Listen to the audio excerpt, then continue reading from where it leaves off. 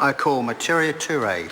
Thank you, Mr. Speaker. It must be hell on earth to be a backbencher in National after listening to today's contributions.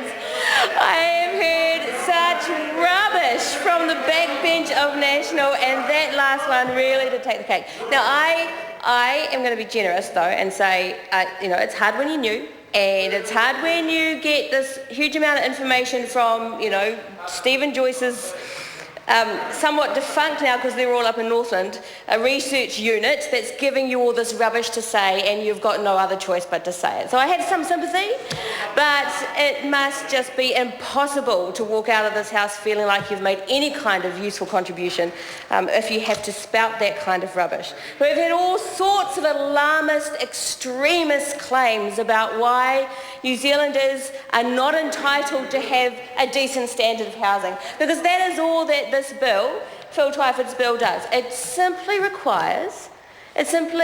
respects the fact that New Zealanders are entitled to a decent standard of housing. And in the rental market, of course, they are paying good money. People pay good money for the houses that they rent, but the standards are so low. Frankly, toasters have more regulatory control for safety than New Zealand houses do.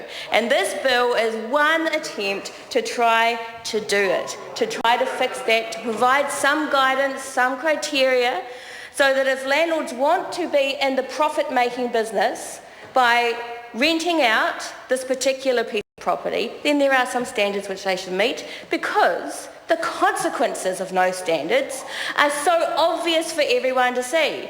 Severe health consequences for our kids, severe health consequences for older New Zealanders, increased energy costs for families and for older New Zealanders. We know from the report that was done on the home insulation scheme that the Green Party and Labour first worked to implement, and then the Green Party and National then worked to implement, that one of the major advantages of the early years of the home insulation scheme was that lives were saved, and primarily the lives of older people in this country, because they were the ones who were struggling to, particularly those living on their own, to pay power bills, were suffering severe health consequences as a result of living in cold, damp homes, and it leading to early death.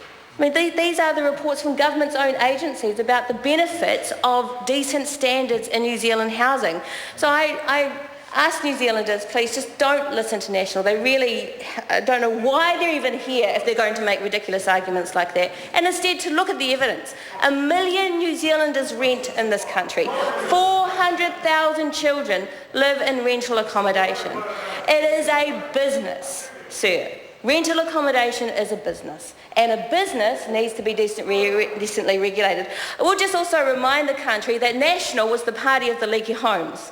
Right, the party who deregulated the building industry so that it was perfectly legal and legit for your house to be built and then rot around you, and nothing could be done.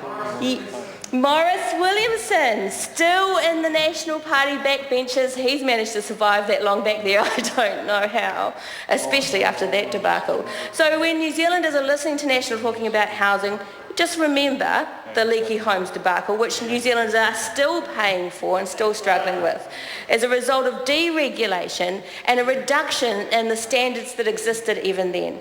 And now we have an opportunity to improve the circumstance for New Zealanders' housing, for families, for kids, for older people, to make sure that they can actually get the value of the power bills that they are paying. And National is yet again saying no to New Zealanders, that your standard of living, your health and your well-being is not our concern. What is the point of them, sir? It really does beg the question.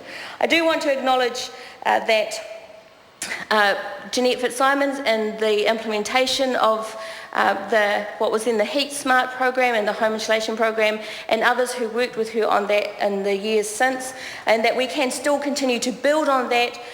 National might want to vote down this bill, but Labour and the Greens will continue to push and promote for increased standards for rental housing. We know that it's so important to our kids and our people.